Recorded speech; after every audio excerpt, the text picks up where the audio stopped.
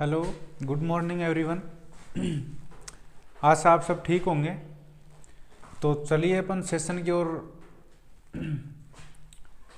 चलते हैं। अपना एसी थ्योरी चल रहा था, ठीक है। तो अपनी नोटबुक निकाल लीजिए और जुड़ जाइए सेशन में।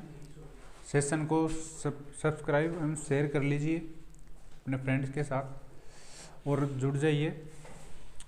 तो चलो अपन स्टार्ट करते हैं। अपन ने एसी थ्योरी अपना चल रहा था। कल अपन ने धारिता पढ़ा था, कैपेसिटिव रिएक्टेंस पढ़ा था, ठीक है, और सीरीज पैरेलल, ठीक है, आरएलसी, आरसी एंड आरएल, ये अपन ने तीनों सर्किट पढ़े थे, ठीक है। अब देखो रेजोनेंस, अगला है अपना रेजोनेंस, अनुनादी परिपथ बोलते हैं, ठीक है। रेजोनेंस हेडिंग डाल लो, रेजोनेंस अनुनादी परिपथ, अनुनादी बोलते हैं इसको, अनुनाद या अनुनादी परिपथ निम्मी में, ठीक है। देखो किसी श्रेणी आरएलसी परिपथ में की वह स्थिति, किसी श्रेणी आरएलसी परिपथ की वह स्थिति जिसमें एक्सएल बराबर एक्ससी हो जाए। अनुनाद की कंडीशन क्या होती है? एक्सएल बराबर एक्ससी, ठीक है। इंडक्टिव रिएक्टेंस जब कैपेसिटिव रिएक्टेंस के बराबर हो जाता है तो यह स्थिति क्या कहलाती है? अनुनादी कंडीशन कहलाती है, रेजोनेंस कंडीशन, ठीक है। इंडक्टिव रिएक्टेंस ओम में होता है, ये भी ओम में होता है, ठीक है। और एक प्रतिरोध, तीनों के द्वारा जो अवरोध उत्पन्न करते हैं उसको जेड बोलते हैं। अपन जेड पढ़ा था अपन इम्पीडेंस कल, ठीक है। इम्पीडेंस प्रतिबाधा होती है जेड, ये भी ओम में आती है, ध्यान रखना। तीनों प्रकार के लोड पढ़ लिए थे अपन ने, ठीक है। तीन प्रकार के लोड, तो इंडक्टिव, कैपेसिटिव एंड रेजिस्टिव, ठीक है। तीन प्रकार के लोड है, तीनों का पावर फैक्टर भी अलग अलग होता है। करंट और वोल्टेज का जो डायरेक्शन है, ठीक है, वो भी अलग अलग होती है। जो एंगल होता है वो भी दोनों में अलग अलग होता है, ठीक है, तीनों में। तो देखना, ये सीरीज रेजोनेंस सर्किट होता है, श्रेणी अनुनादी परिपथ,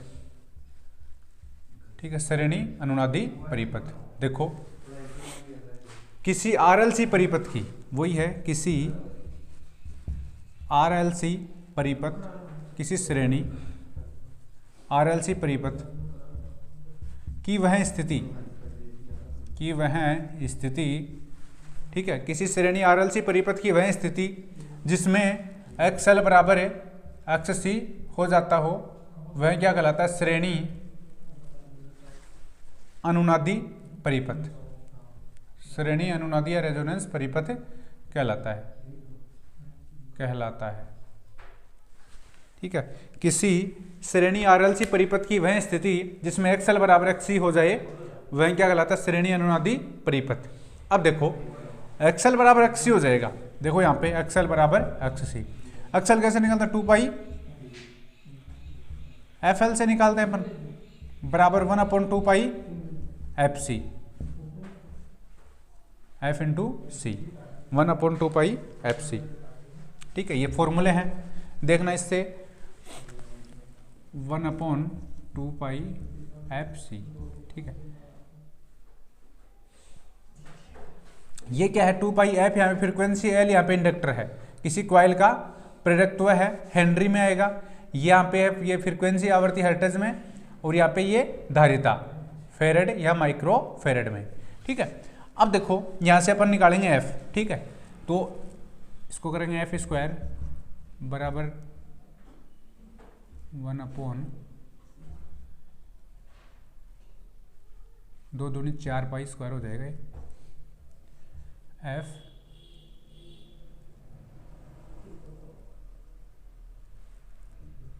एफ इंटू एल, ठीक है।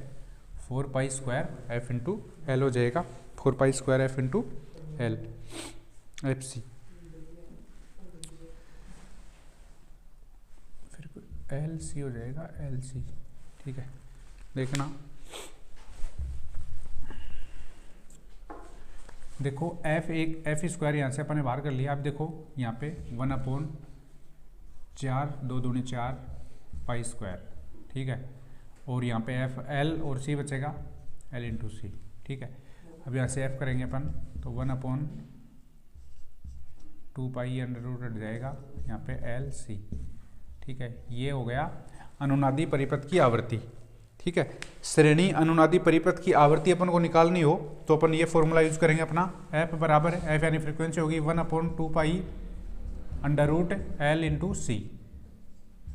ठीक है, ये फॉर्मूला इंपॉर्टेंट है, इसको आप उतार लो। ठीक है, नोटबुक में नोट कर लेना।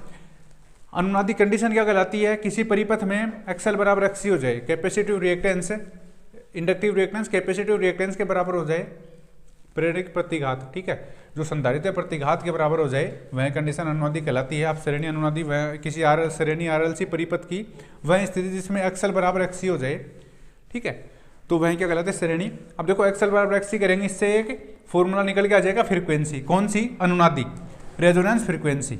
ये एफ है यहाँ पे अनुनादी फ्रीक्वेंसी, अनुनादी आवृत्ति निकालने के लिए। ठीक है, अनुनादी आवृत्ति निकालने के लिए फॉर्मूला है, इंपोर्टेंट है, 1/2π√LC। ठीक है, इसको ध्यान में रखना। अब देखो यहाँ से Z निकालेंगे अपन, क्योंकि अनुनाद कंडीशन है XL बराबर XC। ठीक है, तो दोनों बराबर हैं, तो यहाँ पे ये इनका जो परिणामी रिएक्टेंस है वो क्या हो जाएगा? 0। तो परिणामी रिएक्टेंस है X बराबर वो क्या हो जाएगा? 0। अब देखो Z बराबर अपन यहाँ पे देखेंगे, इनकी इम्पीडेंस अपन निकालें। ठीक है, इम्पीडेंस निकालेंगे यहाँ से इनका। Z बराबर प्रतिबाधा है Z बराबर √R² प्लस XL XC। ठीक है, तो देखो ये दोनों बराबर हैं, तो यहाँ पे हो जाएगा R²। ठीक है, और ये प्लस में 0। ठीक है, Z बराबर, तो Z बराबर क्या हो जाएगा? केवल R हो जाएगा, यानी इसमें कुल प्रतिबाधा है वो प्रतिरोध के बराबर रह जाएगी। ठीक है, और जो रिएक्टेंस है वो 0 होगा। देखो अनुनादी किसी भी श्रेणी अनुनादी है, श्रेणी अनुनादी में रिएक्टेंस क्या होता है? 0 होता है, ध्यान रखना, क्योंकि XL बराबर XC होता है, तो यहाँ पे परिणामी रिएक्टेंस क्या हो जाएगा? 0 हो जाएगा, ये ध्यान रखना। और Z जो है, जो प्रतिबाधा है वो केवल प्रतिरोध के बराबर रह जाती है। ठीक है, ये ध्यान रखना, ये उतार लो इसको, हाँ उतार लो इसको।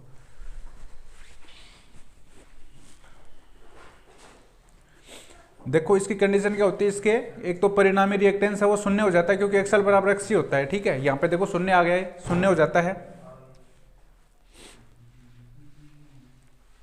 और परिपथ का जो इम्पीडेंस है, प्रतिबाधा है, वो केवल प्रतिरोध के तुल्य रह जाती है।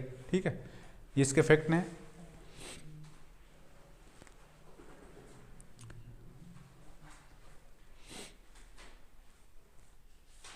और पावर फैक्टर का मान भी फिर इकाई रह जाता है, क्योंकि प्रतिरोध है, प्रतिरोध का जो प्योर रेजिस्टिव सर्किट उसका क्या होता है? इकाई होता है। तो इसका जो पावर फैक्टर है करंट और वोल्टेज के मध्य 0 डिग्री का डिफरेंट हो जाता है और इकाई हो जाता है। ठीक है, कोस 0 डिग्री का 1 होता है मान, तो पावर फैक्टर का मान कितना हो जाता है इसमें? इकाई। अब देखो श्रेणी रेजोनेंस हो गया, अब है समानांतर रेजोनेंस सीरीज। अब यहाँ पे आ जाएगा पैरेलल, सेकंड नंबर पैरेलल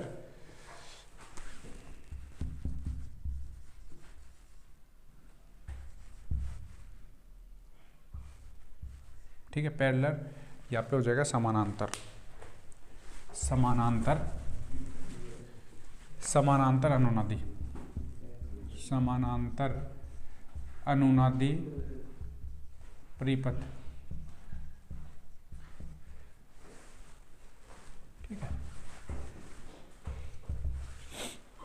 समानांतर अनुनादी परिपथ। अब देखो वह परिपथ, ठीक है, रेजोनेंस वही कंडीशन XL बराबर XC, तो इसमें क्या हो जाएगा? समानांतर RLC परिपथ में, समानांतर RLC परिपथ की वह स्थिति, परिपथ। ठीक है, जिसमें क्या हो जाता है? XL बराबर XC, क्या हो जाता है? XL बराबर XC हो जाए तो वह रेजोनेंस स्थिति कहलाती है, और वह परिपथ खोलता है समानांतर अनुनादी परिपथ कहलाता है, पैरेलल रेजोनेंस सर्किट। ठीक है, XL बराबर XC कौन से कंडीशन में? समानांतर RLC परिपथ में। ठीक है, सीरीज में होगा तो वो श्रेणी रेजोनेंस कहलाएगा, और समानांतर में XL बराबर XC हो जाएंगे RLC सर्किट में, समानांतर RLC। ठीक है, जिसमें प्रतिरोध, इंडक्टर और जो कैपेसिटर है वो तीनों सीरीज में कनेक्ट हो, वह परिपथ कहलाता है। समानांतर अनुनादी परिपथ कहलाता है, या सॉरी समानांतर, ठीक है, आरएलसी परिपथ कहलाता है। और जिस इसमें एक्सएल बराबर एक्ससी हो जाए वह क्या कहलाएगा, समानांतर आरएलसी परिपथ, ठीक है।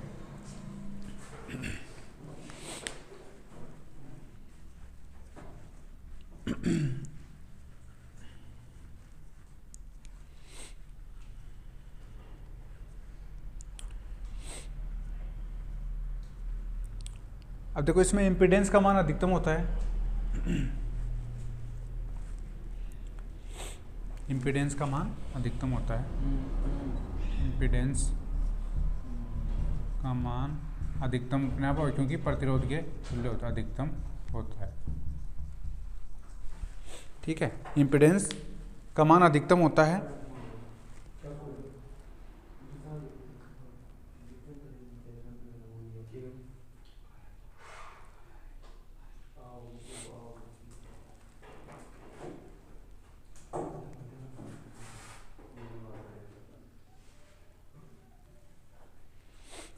और वही है एफ बराबर 1/2 पाई रूट एल सी, ठीक है। ये हो जाएगा इसमें भी L into C, resonance frequency F R है, ये एफ आर है 1/2 pi under root L C, लिख लो इसको, रेजोनेंस फ्रीक्वेंसी, अनुनादी आवृत्ति।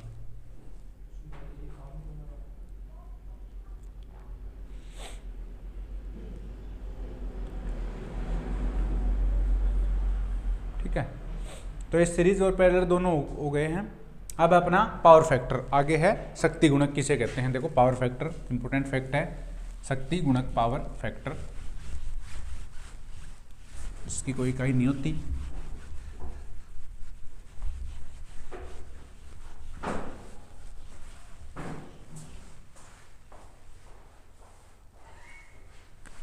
पावर फैक्टर इंपोर्टेंट है, पावर फैक्टर शक्ति गुणक बोलते हैं इसको। देखो पावर फैक्टर किसे कहेंगे अपन, एक तो करंट व वोल्टेज के मध्य बने कोण की कोसाइन को, ठीक है, ठीक है, पावर फैक्टर बोलते हैं। एक आर अपॉन जेड के अनुपात को, आर अपॉन जेड के, आर व जेड के अनुपात को, आर व जेड प्रतिरोध और इम्पीडेंस का अनुपात पावर फैक्टर कहलाता है, ठीक है, पावर फैक्टर कहलाता है।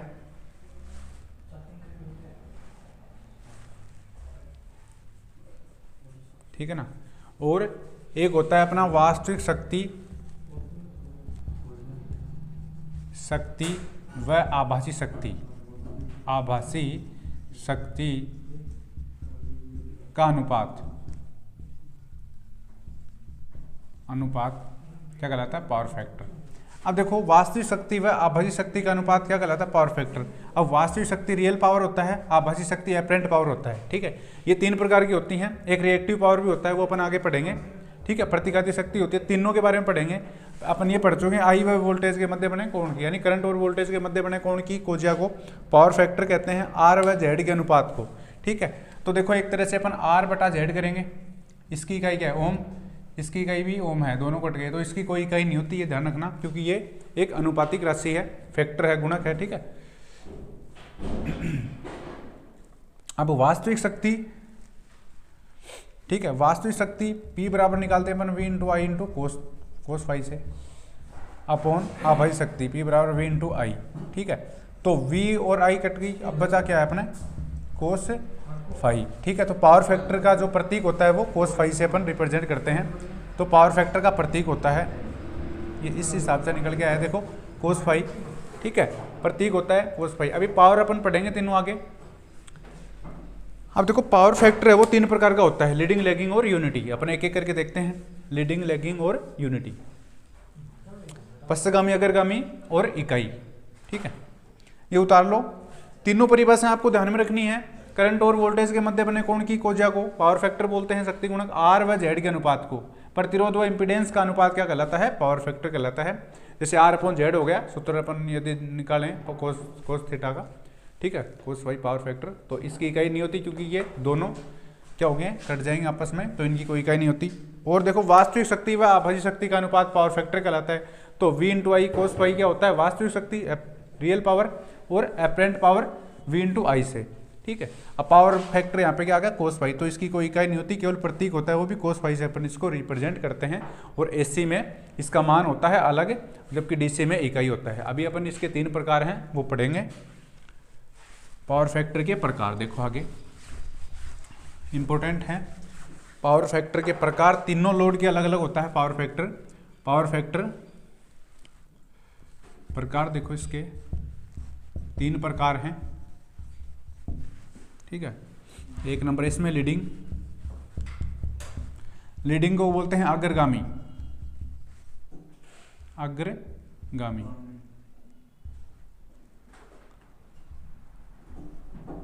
अग्रगामी 2 हैं लैगिंग, लैगिंग इसको बोलते हैं पश्चगामी। 3 को बोलते हैं यूनिटी, यूनिटी इसको बोलते हैं इकाई। ठीक है, तीनों के नाम लिख लो आप इसको। लीडिंग देखो अग्रगामी क्या होता है?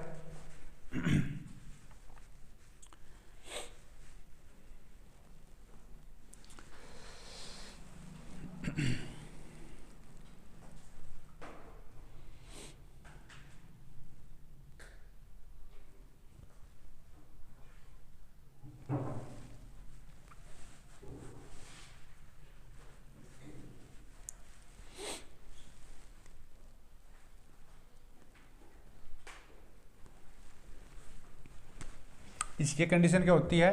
X C is greater than, ठीक है, एक्सएल से, यानी वह ऐसी परिपथ, ठीक है, जिसमें कैपेसिटिव रिएक्टेंस इंडक्टिव रिएक्टेंस से अधिक हो।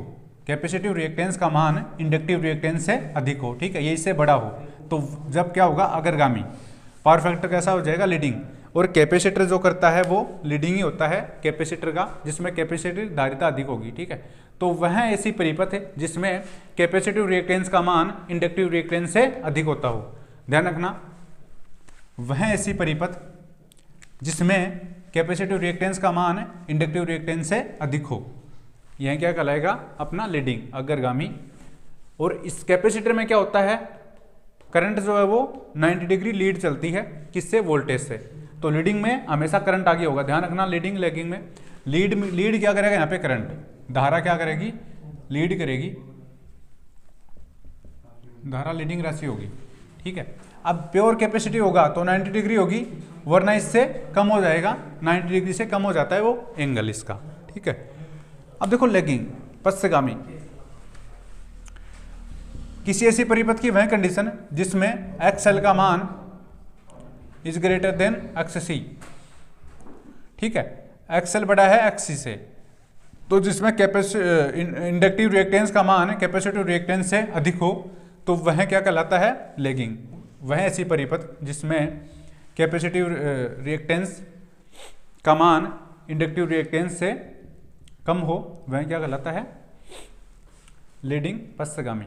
ठीक है, इसमें क्या हो जाता है? इंडक्टिव रिएक्टेंस, ठीक है, प्रेरणिक प्रतिघात है वो अधिक हो जाता है, किससे? संधारित्रीय प्रतिघात से। ठीक है, ये ध्यान रखना। और इसमें लैग क्या करता है? आई क्या करता है? पीछे, लैग यानी लैग यानी पीछे रह जाना। तो आई क्या होती है? पश्चगामी होती है। धारा क्या चलती है? पीछे चलती है, और वैसे भी इंडक्टर में पीछे ही चलती है। ठीक है, कोई कॉइल होती है उसमें धारा पीछे चलती है वोल्टेज से, ये ध्यान रखना। कैपेसिटर में आगे चलती है और रेजिस्टर में दोनों बराबर होती हैं। ठीक है, किसी ऐसी परिपथ की वह कंडीशन जिसमें एक्सएल बराबर एक्ससी, ठीक है, तो वह क्या कहलाता है, यूनिटी इकाई, ठीक है। और ये किस में होता है, प्रतिरोध में होता है, क्योंकि दोनों साथ साथ चलते हैं।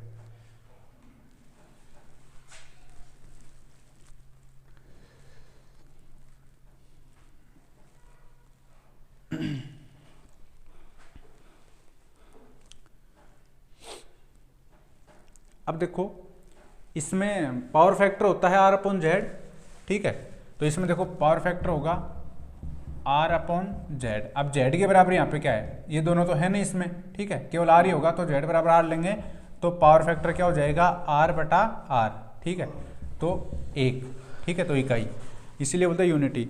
इकाई का मतलब क्या होता है, करंट और वोल्टेज के मध्य 0 डिग्री का एंगल बनता है, ठीक है, तो वो कंडीशन क्या कहलाती है, यूनिटी। और ये किस में होता है, केवल प्रतिरोध में होता है, ठीक है। वह परिपथ जिसके अंदर एक्सएल और एक्ससी है ही न, ठीक है, न हो और केवल प्रतिरोध हो, वह क्या कहलाता है, यूनिटी इकाई। पावर उसका पावर फैक्टर यूनिटी, यानी प्रतिरोध का पावर फैक्टर क्या होता है, जिसमें रेजिस्टिव है वो तो यूनिटी होगा। और पश्चगामी किसका होता है, इंडक्टर का। इंडक्टर यानी जिसमें कॉइल हो, सभी मोटर वगैरह हो उसका, सभी का जो जिसमें कॉइल हो उन सब का जो पावर फैक्टर है वो कैसा होता है, पश्चगामी लैगिंग होता है। और संधारित्र होता है वो क्या कहलाता है, वो क्या कर देता है, पावर फैक्टर को लीडिंग बना देता है, उसका पावर फैक्टर लीडिंग है। तो 3 प्रकार के लोड हो गए। ये किस में होता है, लीडिंग किस में होगा, संधारित्र में, ध्यान रखना, संधारित्र में तो लीडिंग होगा। और लैगिंग ये किस में होगा, क्वाइल या क्वाइल, ठीक है, कुंडली बोल सकते हैं अपन इसको, ठीक है, कुंडली या किसी प्रेरक में, या प्रेरक में चौक वगैरह होता है ना, वो सभी किस्म जिसमें जिसके अंदर भी आपको कॉइल दे, जैसे सभी मोटर वगैरह में, मोटर जनरेटर अल्टरनेटर वगैरह हैं, मोटर हैं, जो भी मोटर है जिसमें कुंडली है, उसका पावर फैक्टर सभी का पश्चगामी होता है, लैगिंग होता है, ध्यान रखना। और ये किसमें होता है, प्रतिरोध में, प्रतिरोध में, ठीक है, जिसमें प्रतिरोधक जुड़े हुए, जैसे हीटर वगैरह होता है, इमर्सन रोड होती है, उसमें क्या करते हैं अपन, हीटिंग एलिमेंट यूज करते हैं, निकिल प्लस कार्बोनियम का, नाइक्रोम का, ठीक है। तो उन सब का प्रतिरोध जो पावर फैक्टर है वो क्या होगा, यूनिटी होता है, इकाई। ध्यान रखना 3 प्रकार के लोड होते हैं, तीनों का पावर फैक्टर भी अलग अलग होता है, करंट और वोल्टेज के मध्य कोण भी अलग अलग होता है, ध्यान रखना, ठीक है, इंपॉर्टेंट फैक्ट है। पावर फैक्टर की डेफिनेशन ध्यान रखना, आर अपॉन जेड के अनुपात को और करंट और वोल्टेज के मध्य अपने कोस थीटा को, ठीक है, कोसाइन को अपन पावर फैक्टर बोलते हैं।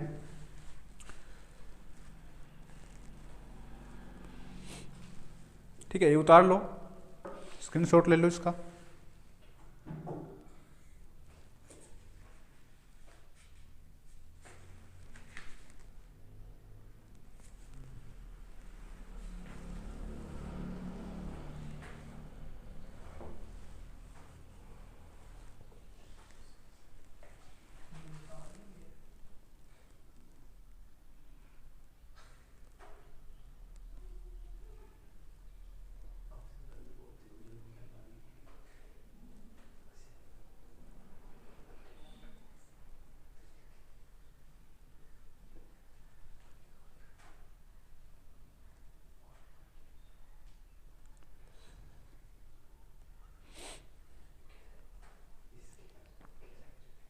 ठीक है, अब देखो पावर फैक्टर हो गया अपना। पावर फैक्टर के बाद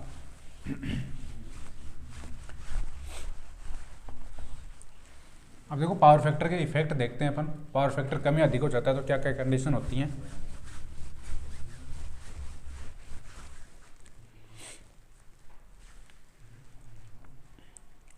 देखो निम्न पावर फैक्टर होगा तो क्या होगा, निम्न लो पावर फैक्टर निम्न शक्ति गुणक पे,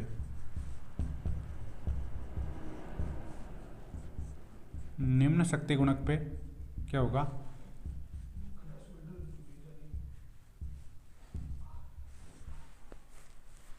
ठीक है, निम्न शक्ति गुणक यानी पावर फैक्टर का मान कम हो जाएगा तो क्या होगा, करंट का मान बढ़ जाएगा, धारा बढ़ जाएगी, धारा का मान बढ़ जाएगा।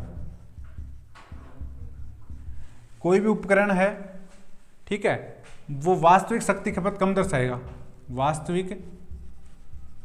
वास्तविक शक्ति खपत जो KW में होती है वो क्या करेगा, कम दर्शाएगा सामान्य से, यानी वास्तविक से कम दर्शाएगा। इससे उपकरण की जो मोटर वगैरह उसकी क्या हो जाती है, दक्षता, आउटपुट बटा इनपुट जो होता है उसको दक्षता बोलते हैं अपन, दक्षता कम हो जाएगी। देखो पावर फैक्टर का मान कम हो जाएगा तो एक तो धारा का मान बढ़ जाएगा, और कोई भी उपकरण है, मोटर वगैरह है अपनी, ठीक है, कोई भी लोड है, वो वास्तविक शक्ति, जो वास्तविक शक्ति है KW, उसका मान कम दर्शाएगा वास्तविकता से, ठीक है। और दक्षता इसकी कोई भी वो है, दक्षता कम हो जाएगी, ठीक है। तो इसीलिए देखो इंडस्ट्रियल होते हैं, औद्योगिक संस्थान होती हैं, इंडस्ट्रियल एरियाज के अंदर जो ऊर्जा की जो रेट होती है KWH, ठीक है, KWH ऊर्जा की जो ऊर्जा मीटर होता है ना अपना, ठीक है, उसकी जो प्रति यूनिट है दर है, प्रति यूनिट दर अधिक रखी जाती है, प्रति यूनिट दर अधिक, क्योंकि जो वास्तविक खपत हो रही है उससे क्या दर्शाएगा, वो कम दर्शाएगा। इसलिए बिजली बोर्ड को क्या हो जाता है, उसमें घाटा हो जाता है, लॉस हो जाता है। इसलिए इंडस्ट्रियल में कोई भी कंपनी वगैरह हैं, बड़े बड़े उद्योग हैं, वहाँ पे जितनी भी मशीनरी वगैरह हैं, उनकी जो KWH की जो प्रति यूनिट है वो दर अधिक होती है। इसीलिए होती है वो, क्योंकि वहाँ पे पावर फैक्टर कम हो जाता है, क्योंकि मोटर वगैरह में तो वैसे भी कम हो जाएगा, ठीक है। तो इसलिए वहाँ पे ये जो प्रति यूनिट की ऊर्जा मीटर की जो रेट है ऊर्जा की, ऊर्जा खपत की, वो अधिक रखी जाती है, ठीक है।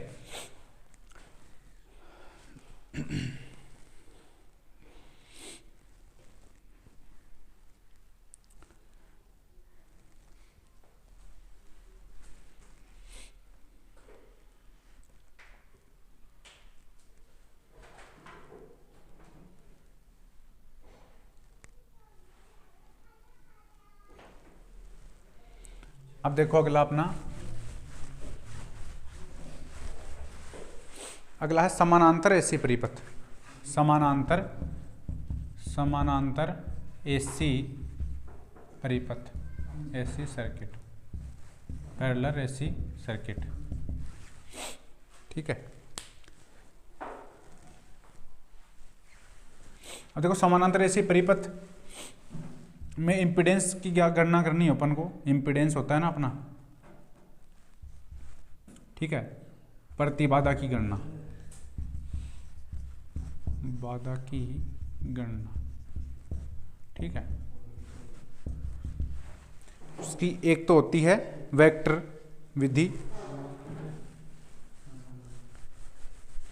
ठीक है। जो प्रतिबाधा की गणना करते हैं अपन समानांतर ऐसे परिपथ में, प्रतिबाधा की गणना करेंगे तो इसकी गणना करने की विधियां हैं, एक तो वेक्टर विधि,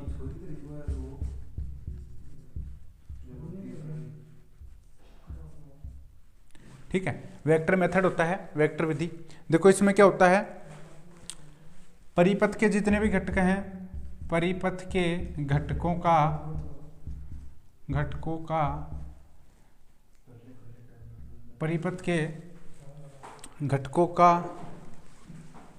के इम्पीडेंस का वेक्टर निकाला जाता है, ठीक है, वेक्टर निकाला जाता है। देखो समानांतर परिपथ में प्रतिबाधा इम्पीडेंस की अपन गणना करते हैं, तो इसमें एक तो वेक्टर विधि होती है, ठीक है, इसमें परिपथ के घटकों का इम्पीडेंस है Z है, उसका वेक्टर निकाला जाता है, ठीक है। वेक्टर योग किया जाता है, जैसे 1/ZT, ठीक है, बराबर 1/Z1 plus 1/Z2 plus 1/Z3 plus 1/ZN, जितने भी और हैं, ठीक है। इस हिसाब से अपन को निकालते हैं इसको, यदि इम्पीडेंस हो अपने पास तो, ठीक है, वेक्टर योग किया जाता है, वेक्टर योग किया जाता है।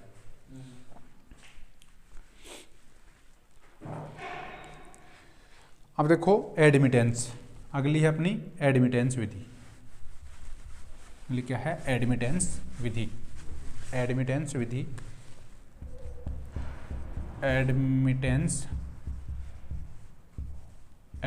विधि।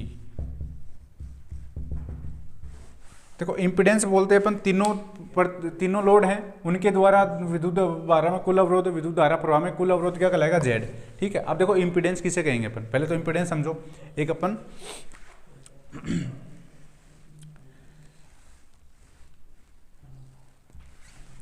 ठीक है, और एक हो गया ये अपना ये,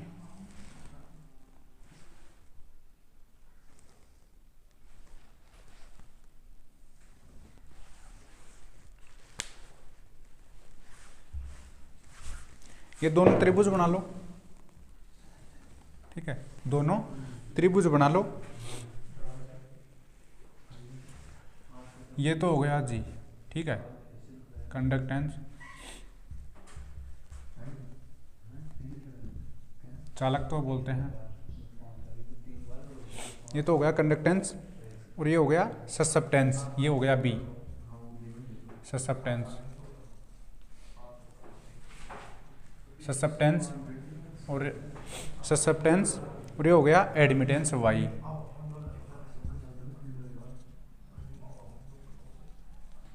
प्रवेश्यता बोलते हैं,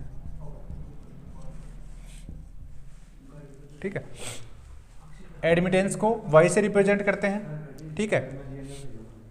यहां पे हो गया जेड अपना, ध्यान देना, जेड, ये हो गया इम्पीडेंस, ये होता है प्रतिबाधा, ठीक है। यहां पे होता है अपना आर, ये क्या होता है, प्रतिरोध, प्रतिरोध,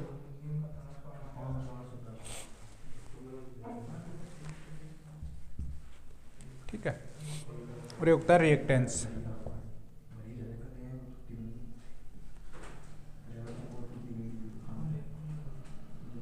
रिएक्टेंस इसको बोलते हैं प्रतिघात,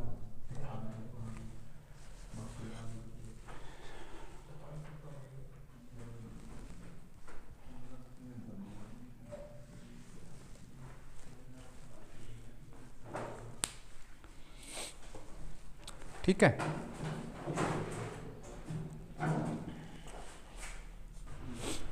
देखो प्रवेश्यता एडमिटेंस वाई, ठीक है, एडमिटेंस विधि, एडमिटेंस, ठीक है, एडमिटेंस को बोलते हैं प्रवेश्यता, ठीक है। अब देखो ससेप्टेंस होता है संवेदनशीलता, संवेदनशीलता, ठीक है, संवेदनशीलता। इन तीनों का देखो फैक्ट देखना, एडमिटेंस, ठीक है। अब देखो यहाँ पे वाई टी, ठीक है, एडमिटेंस निकालेंगे तो y1 plus y2 plus y3 plus yn जितने भी हैं इस हिसाब से वो आ जाएंगे, ठीक है।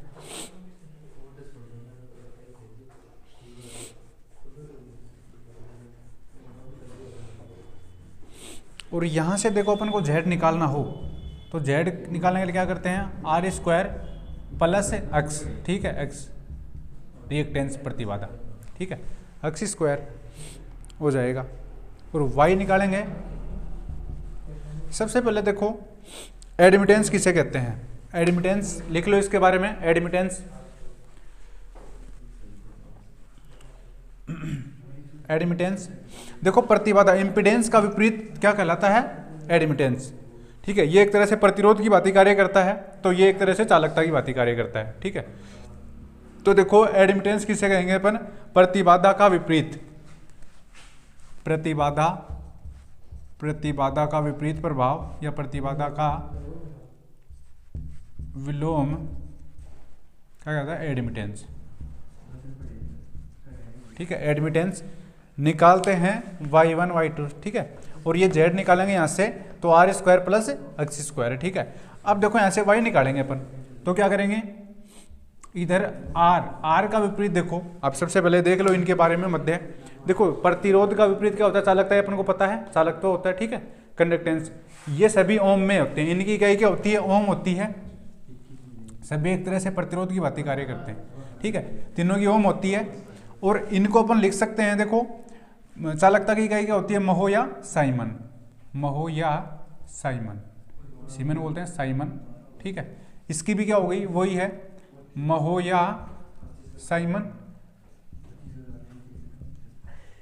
ठीक है। और इसकी भी, ये भी क्या होती है, ओम में, ठीक है। अब ये महो या साइमन, ये तीनों क्या है, एक दूसरे के विपरीत होते हैं, ठीक है। प्रतिरोध का विपरीत चालकता, ठीक है, प्रतिरोध का इकाई क्या होती है, ओम, जबकि इसकी महो या साइमन। जेड इंपिडेंस है, इसकी इकाई क्या होती है, ओम, जबकि इंपिडेंस जेड का उल्टा क्या होता है, वाई, ठीक है। एडमिटेंस प्रवेश्यता बोलते हैं जिसको, इसकी इकाई क्या होती है, महो या साइमन, ठीक है। एक तरह से बाधा उत्पन्न करता है तो ये सरलता या सुगमता प्रदान करता है। इधर से देखो प्रतिघात, ठीक है, रिएक्टेंस को अक्स से रिप्रेजेंट करते हैं, मेरा प्रतीक अक्स हो गया, ठीक है, इकाई क्या होती है ओम। अब ये ससेप्टेंस का बी से लिखते हैं इसको, और महो या साइमन, इसका विपरीत क्या कहलाता है, ससेप्टेंस, ठीक है। ससेप्टेंस किसे कहेंगे, प्रतिघात जो रिएक्टेंस है उसका विलोम क्या कहलाता है, ससेप्टेंस, ठीक है। इधर से जेड का प्रतिबाधा का उल्टा क्या होता है, प्रवेश्यता एडमिटेंस, जिसको वाई से रिप्रेजेंट करते हैं, इकाई महो या साइमन, ठीक है। अब देखो तीनों का अलग अलग देख लेते हैं अपन। वाई बराबर आर का विपरीत क्या है यहाँ पे, जी, ठीक है, तो जी स्क्वायर प्लस एक्स का विपरीत क्या है, बी, तो बी स्क्वायर हो जाएगा, ठीक है। वाई निकालेंगे तो यहाँ से, ठीक है, ये सूत्र हैं, फॉर्मूले हैं। एडमिटेंस विधि होगी। अब अगली है कंडक्टेंस, ठीक है, चालकत्व है। कंडक्टेंस ये उतार लो, ठीक है, कंडक्टेंस, कंडक्टेंस, ठीक है, चालकत्व है, चालकता है, चालकत्व है, ठीक है, चालकता। अब देखो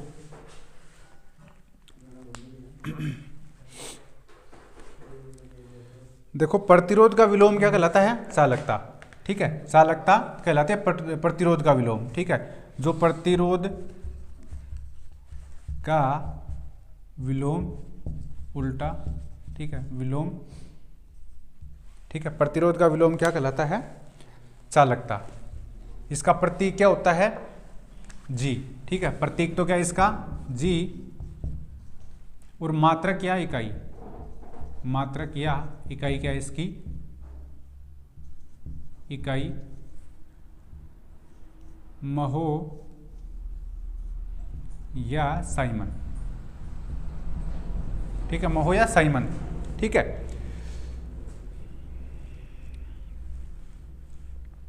अब जी बराबर 1/r होता है एक तरह से, इसका विपरीत हो गया ना, इसके विलोम अनुपाती हो गया। यदि ये कम होगा तो ये बढ़ जाएगा, ठीक है।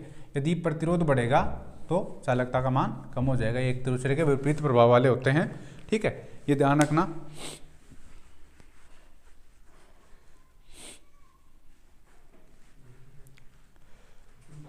अब देखो कोस फाई, यहां से अपन को कोस फाई निकाले, कोस फाई पावर फैक्टर, ठीक है, पीएफ पावर फैक्टर निकालेंगे तो क्या होगा, ऊपर देख लो एक बार, पावर फैक्टर ये, ठीक है, यहाँ पे हो गया। अब देखो पावर फैक्टर निकालेंगे इसका, तो पावर फैक्टर निकालने के लिए या कोस फाई आर बटा जेड होता है, आर अपॉन जेड, ठीक है। तो यहाँ पे क्या है, आर की जगह क्या है यहाँ पे जी, आर का विपरीत क्या है जी, और जेड का वाई, ठीक है, ये हो जाएगा, ठीक है, ध्यान रखना।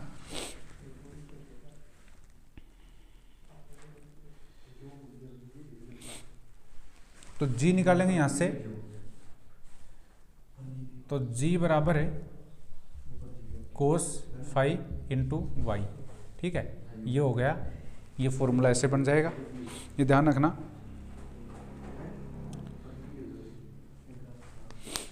अब देखो ससेप्टेंस, अगला है अपना ससेप्टेंस,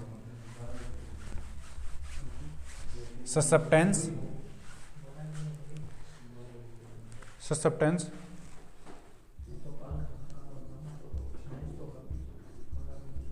ससेप्टेंस, ठीक है, संवेदनशीलता,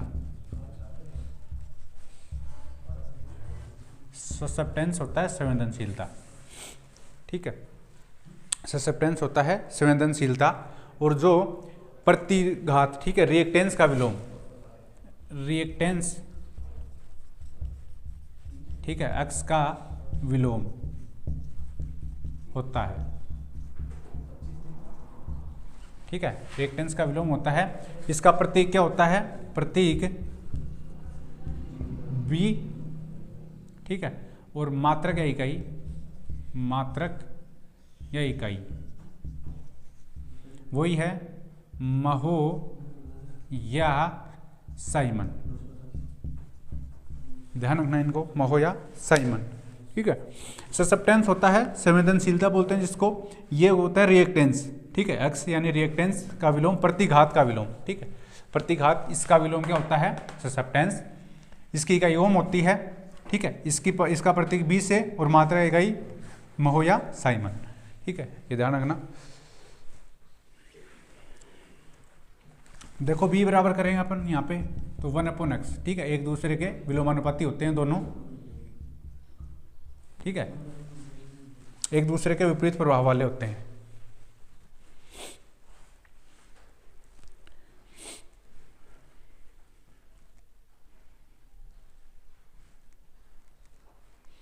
अब देखो इसके अंदर क्या होता है अपना साइन फाई होता है, कोस फाई नहीं होता, साइन फाई, ठीक है, साइन फाई होता है। तो साइन फाई बी बटा वाई हो जाएगा, ठीक है, और यहाँ से बी निकालेंगे अपन तो साइन थीटा इंटू वाई हो जाएगा, ये ध्यान रखना।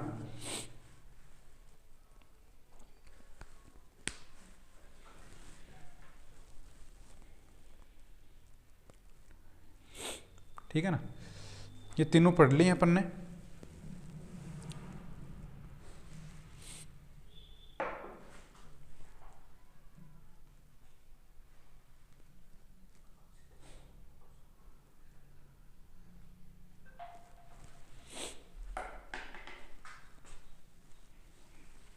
ठीक है, ये त्रिभुज बना लो, ठीक है, इंपॉर्टेंट है ये। इन तीनों का डायरेक्ट क्वेश्चन आते हैं कि प्रतिबाधा का विलोम पूछ लेगा आपसे, चालकता का विलोम पूछ लेगा या प्रतिबाधा का विलोम पूछ लेगा, ठीक है। तो इससे 3 और 3 6 हो गए, तीनों एक दूसरे के विपरीत प्रभाव वाले होते हैं, ठीक है।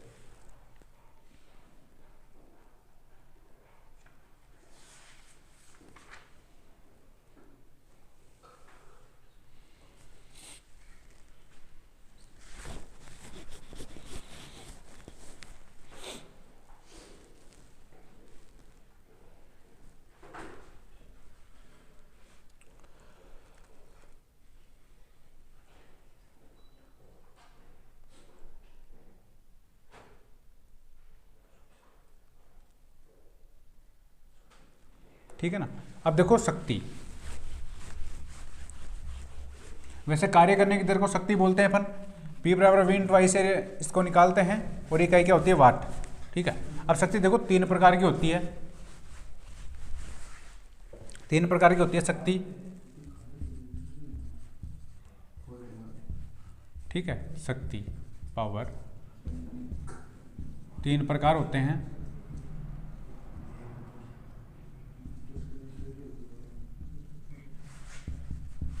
ठीक है।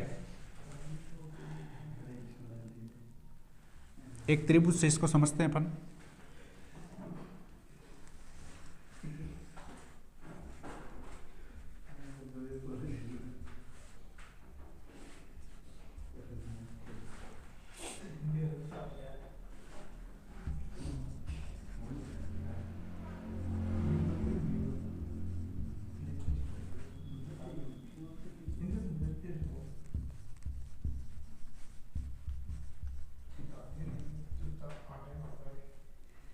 ठीक है। अपरेंट पावर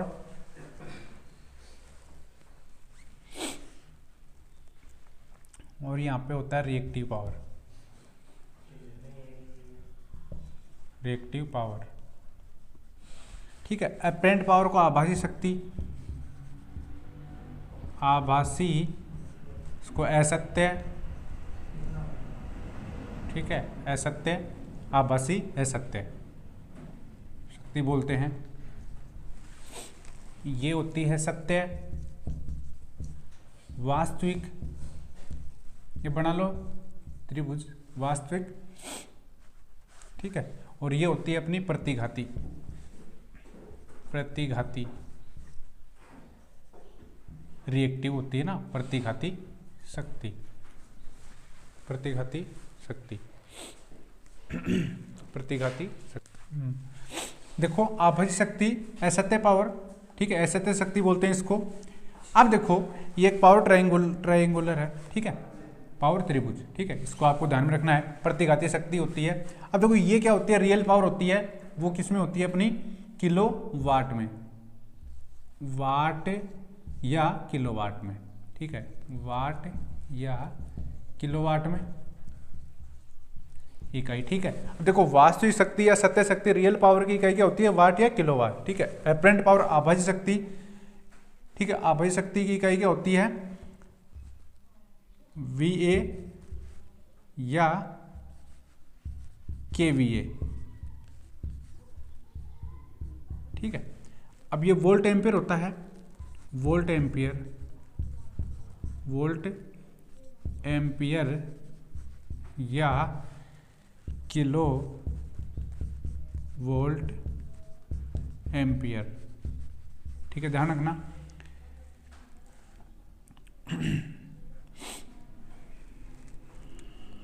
अब देखो प्रतिघाती शक्ति, ठीक है, प्रतिघाती शक्ति रिएक्टिव पावर, ये VAR। ठीक है, वोल्ट एम्पियर रिएक्टिव। ठीक है, VAR वोल्ट एम्पियर रिएक्टिव या kVAR kilo volt ampere reactive. ठीक है, इसको निकालने के लिए P बराबर सूत्र लेते हैं अपन V into I into cos पाई। ठीक है, P और V into I into cos पाई, और इसको P बराबर है V इंटू आई, और ये P बराबर V into I into sine phi, sine theta. ठीक है, इसमें थीटा साइन थीटा चलता है, साइन थीटा। ठीक है, ये ध्यान रखना, इंपॉर्टेंट फैक्ट है। अब देखो अपना जो कोस फाई होता है पावर फैक्टर, वो वास्तविक शक्ति बटा आभासी शक्ति होता है, आभासी शक्ति। अब देखो वास्तविक शक्ति, अपनी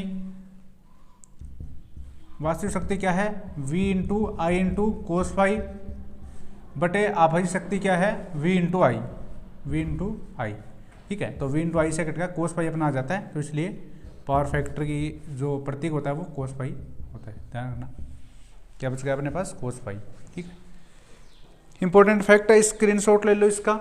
3 प्रकार की पावर होती हैं, real power, apparent power and reactive power. ठीक है, वास्तविक, आभासी एंड रिएक्टिव। ठीक है, प्रतिघाती शक्ति, वास्तविक और आभासी, इसको सत्य शक्ति बोलते हैं।